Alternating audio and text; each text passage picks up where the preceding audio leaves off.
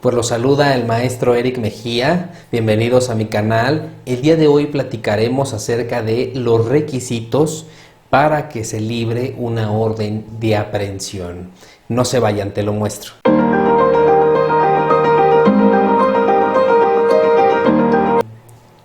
Para empezar, tenemos que situarnos en lo que establece el artículo primero constitucional y 19 constitucional en su párrafo segundo. Forzosamente, recordemos que debe de existir, para poderse librar una orden de aprehensión, debe de existir la necesidad de la cautela. Ese es un requisito esencial y fundamental, pero también debe de ser un delito grave. Recordemos que el privar de la libertad a una persona pues es lo más gravoso. Es por ello que primeramente se requiere que agotes ciertas circunstancias para poder llegar a la orden de aprehensión. Entonces, en un primer momento hace referencia que para que tú puedas tener o puedas pueda librarte una orden de aprehensión, pues debes de agotar estos requisitos. Uno de ellos, pues que haya un citatorio, que ya se haya citado esta persona, ¿sí? O que haya ya existido una orden de comparecencia. Esto, pues, es de manera subjetiva. ¿Por qué? Porque esto es con delitos pues que no ameritan esta prisión preventiva oficiosa o que no son delitos graves. Sí, en los delitos graves, los delitos de prisión preventiva oficiosa, los que se encuentran plasmados en el Pacto Federal, en el párrafo segundo del 19, eso sí, se saltan esos dos requisitos, la orden de comparecencia y el citatorio se saltan, inmediatamente te vas a la orden de aprehensión. Sí, la orden de aprehensión tiene como finalidad conducir al justiciable a un proceso. Es por eso que la Corte ya se pronunció al respecto y nos dice que la orden de aprehensión no violenta el derecho de ambulatorio de una persona. ¿Por qué? Porque únicamente con datos o indicios de la comisión de un hecho delictuoso, pues se aprende una persona, pero únicamente se aprende para poderla llevar ante un juez de control, ¿sí? Y entonces se genera la audiencia por cumplimiento de orden de aprehensión, es decir, audiencia inicial por cumplimiento de orden de aprehensión. Entonces el juez va a verificar precisamente en esa audiencia, pues respecto de los elementos vinculatorios que exponga el agente del Ministerio Público.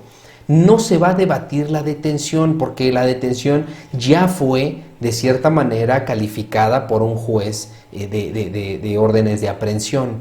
Entonces, aclaro, la orden de aprehensión, al momento de que los órganos captores, la policía de investigación, ejecuta esa orden de aprehensión, sí debe de velar con todo lo que establece la legislación, entre ellos el Registro Nacional de Detenciones y la puesta a disposición, pero en este caso ya el ingreso al penal.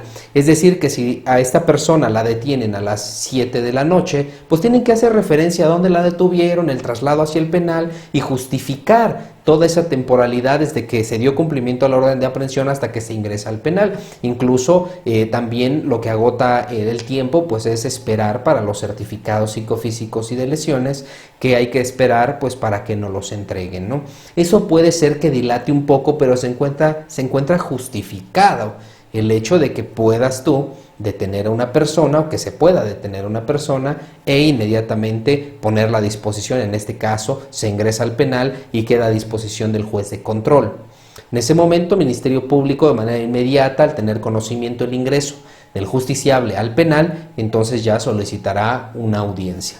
Pero bueno, vamos a retomar cuáles son estos requisitos. La orden de aprehensión, como una base fundamental, sí, es que el Ministerio Público debe de acreditar de manera fehaciente, uno, el hecho que le está atribuyendo, sí, que sea constitutivo de un delito grave, de un delito que está en el artículo 19 constitucional, párrafo segundo, para poder ordenar la aprehensión. Pero lo más que se requiere es que acredite o que existe la necesidad de la cautela. En los delitos graves, si hablamos un poquito de la prescripción, bueno, pues nos vamos a ir muy lejos, porque las penas pues a veces son hasta de 40, de 70 años de prisión. Entonces la prescripción, pues el Ministerio Público si tiene un tiempo, incluso pueden pasar 5 años, 7 años, 8 años y sigue integrando una carpeta. Entonces, cuando ya reúne todos los elementos, puede solicitar una orden de aprehensión. ¿Sí? Entonces, en estos delitos en particular, que son como marcados como prisión preventiva oficiosa o graves, en ese sentido, el Ministerio Público tiene dos opciones para solicitar una orden de aprehensión: en línea o de manera presencial, dependiendo del estado en el que se encuentren, en qué parte de México se encuentran, para que, bueno, parta de una situación electrónica o una situación personal. En ambos casos debe de haber una estructura, y entre ellas pues debe de hacerle saber al juez pues el hecho que se le atribuye, la clasificación jurídica, en este caso preliminar, y cuáles son todos los datos en ese momento de prueba que tiene para acreditar la comisión de un posible hecho delictuoso. Recordemos que debe de existir indicios, únicamente indicios razonables que hagan suponer que la persona cometió el delito. Con eso es suficiente para que se libre una orden de aprehensión, es decir, el estándar probatorio para la orden de aprehensión es mínimo, pero muy exigente.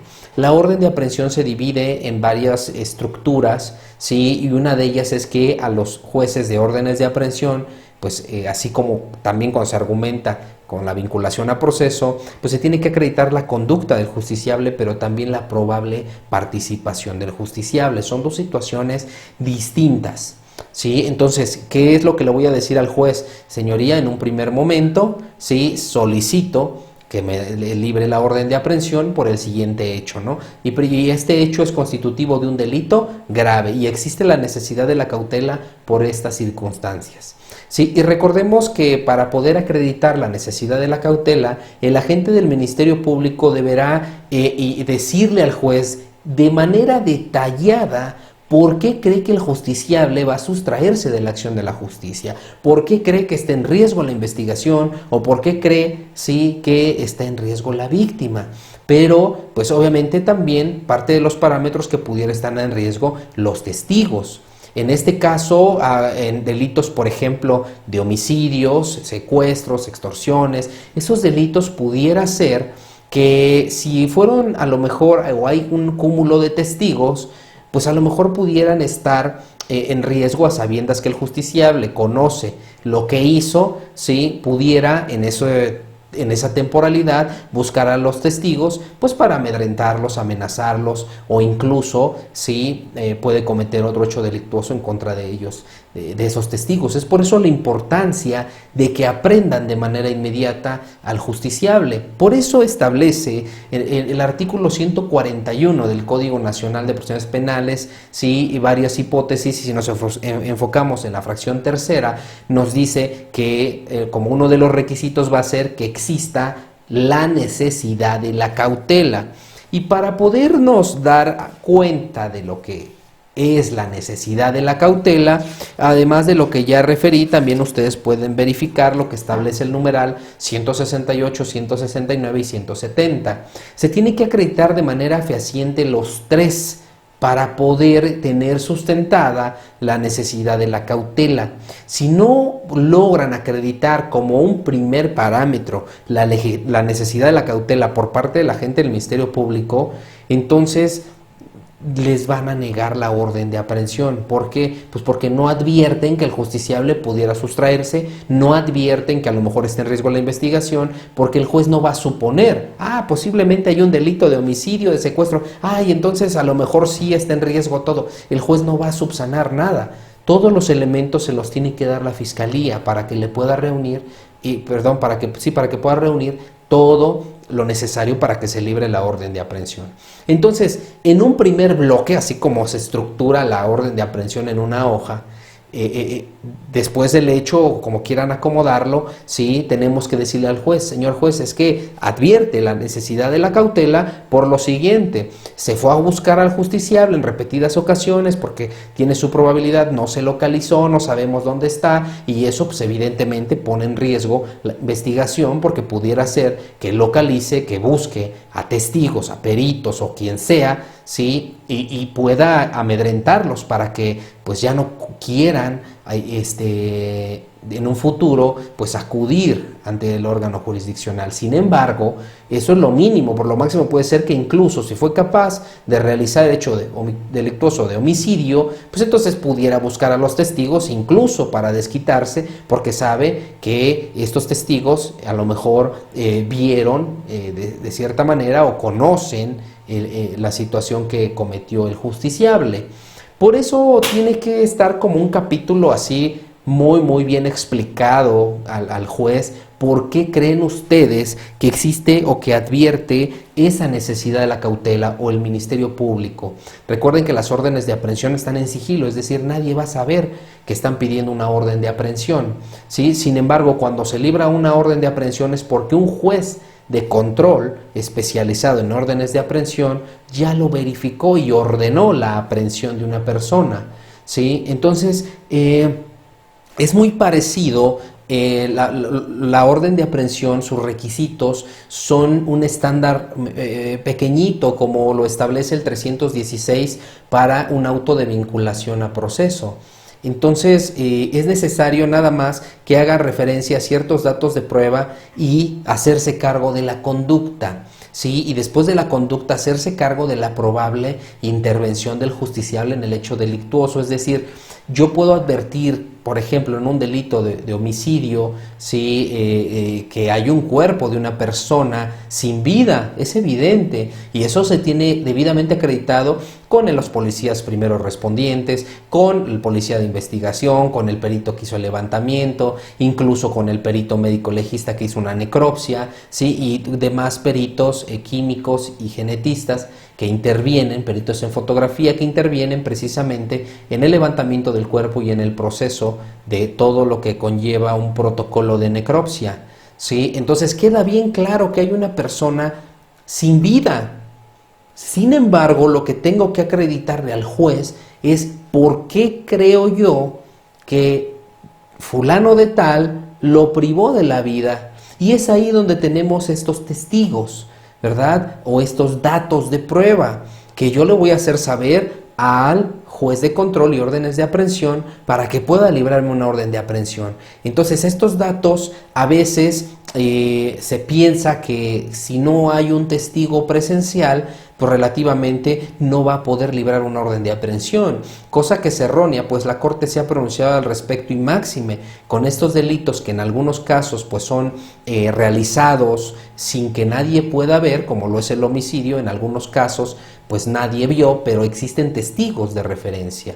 Entonces, precisamente por ello, la Corte se pronuncia y dice que debe de haber un cúmulo de testigos que refieran, ¿sí?, esa probable participación del justiciable, ¿sí?, mediante una prueba indiciaria o una prueba circunstanciada, que también tiene ciertos requisitos esa probanza y que no se debe dejar pasar dicha pronunciación de la Corte, porque con esto los testigos que saben y les consta hilado con los peritos, pues crea convicción en el juzgador para que en ese momento procesal libre una orden de aprehensión.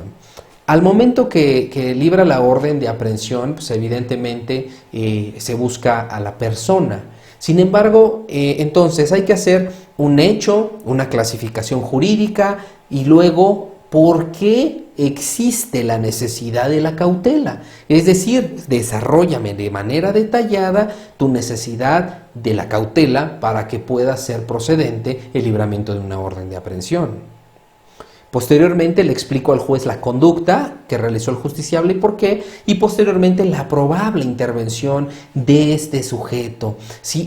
Y posteriormente el estudio dogmático del tipo, en este caso, sí, sus elementos objetivos, subjetivos, normativos, que deben de ir explicados de manera detallada para que tenga precisamente formalidad y estructura la orden de aprehensión, y que obviamente pues se requiere de todos estos elementos para poder librar una orden de aprehensión. Es por ello la importancia también de la teoría del delito, porque cuando se solicita una orden de aprehensión, pues se tiene que explicar de manera detallada los elementos objetivos, subjetivos y normativos del tipo, ¿sí? y entonces el juez recibe la solicitud de la orden de aprehensión y tiene un límite para dar respuesta.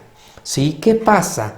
Bueno, solicitan la orden y el juez, ¿qué es lo que hace? Bueno, el juez analiza y tiene un tiempo, tiene 24 horas para poder contestar si sí da esa orden de aprehensión, si sí ordena la aprehensión de una persona o a lo mejor no, dice se niega la orden de aprehensión. Hay una ventaja en ese sentido porque un juez la analiza y vamos a suponer que te la niega, ¿no? Te dice no se libra orden de aprehensión, pero te explica por qué no. Y es ahí donde la fiscalía tiene dos opciones: subsanar y volver a pedir la orden o pues, a realizar dentro de su término una apelación contra la resolución judicial.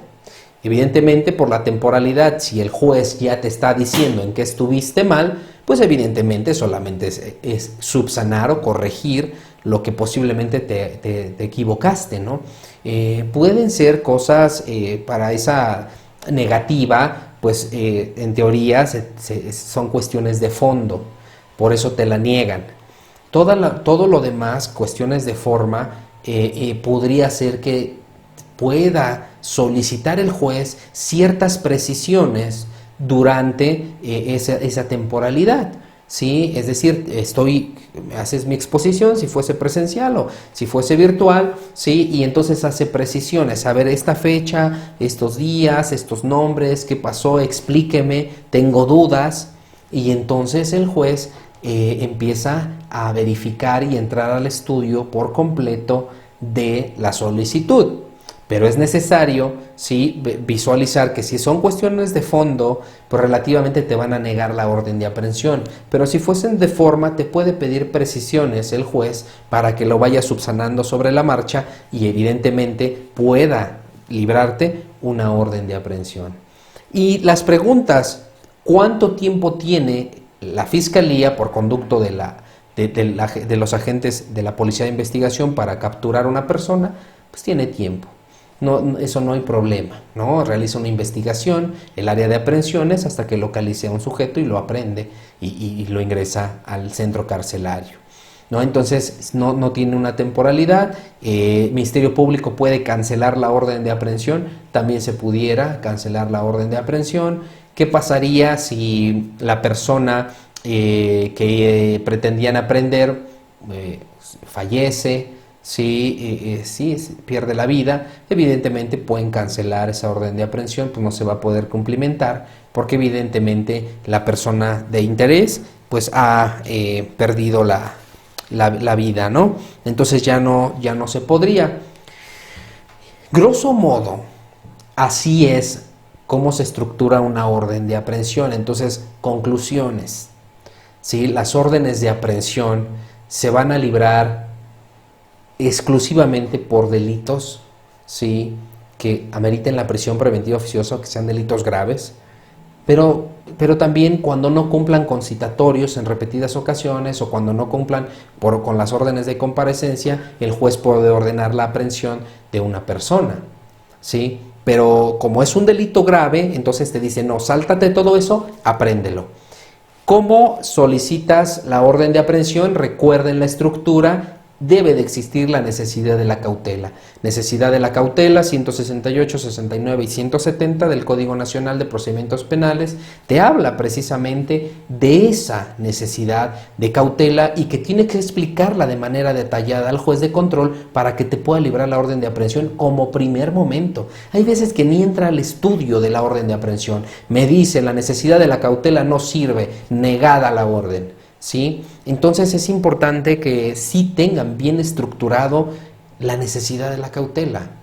Posteriormente podemos poner el hecho, recuerden la clasificación jurídica, ¿sí?, la forma de intervención, todo, y posteriormente vamos a explicar la conducta del justiciable, ¿no? Y posteriormente los órganos de prueba o los datos de prueba con los que tengo para poder acreditar el hecho y posteriormente la probable participación de mi representado con el hecho, del justiciable con el hecho que se le está atribuyendo. ¿Se entra al estudio dogmático del tipo? Sí. Sí, porque se tiene que entrar al estudio de la conducta, ¿sí?, de los elementos objetivos, subjetivos y normativos, de manera detallada. Se le tiene que explicar al juez todos estos elementos y por qué se reúnen en esta hipótesis en particular. Entonces, grosso modo, es lo que conforma la orden de aprehensión. Pueden ustedes darle una lectura al artículo 141 en adelante del Código Nacional de Procedimientos Penales a detalle para que ustedes vean cuáles son los requisitos de una orden de aprehensión. Nadie va a saber de esa orden de aprehensión hasta que se complementa, y recuerden que también su parámetro constitucional se encuentra regulado en el artículo 16 constitucional, en su párrafo tercero. Van a encontrar que únicamente por una orden de aprehensión puede ser privada de la libertad de una persona, obviamente por flagrancia en el párrafo quinto y también en el párrafo sexto por caso urgente, que hablaremos en otro momento. Ahorita desmenuzamos lo que es la orden de aprehensión y cómo es que se genera la audiencia por cumplimiento de orden de aprehensión. Entonces, cuando el Ministerio Público ya tiene datos suficientes, solicita la orden de aprehensión, y es por ello que los aprenden. Supongamos que los aprenden a las 10 de la noche, los ingresan al penal y seguramente la audiencia va a ser al otro día, y es ahí donde los abogados entran y dicen, bueno, es que yo no sabía nada, ¿no? Corra, me traslado la carpeta, déjeme ver, déjeme estudiar. Y bueno, entonces debemos diferenciarlo, una audiencia por cumplimiento de orden de aprehensión y una audiencia por flagrancia o por caso urgente, que es diferente. Hasta aquí les agradezco muchísimo. Recuerden seguirme en redes sociales, en el Facebook, en el Twitter, en el Instagram, en el canal de YouTube. En el canal de YouTube no olviden darle clic en la campanita, suscribirse, compartan estos videos, va a ser de mucha ayuda para las demás personas. Que tengan excelente día. Se despide de ustedes el maestro Eric Mejía y hasta pronto.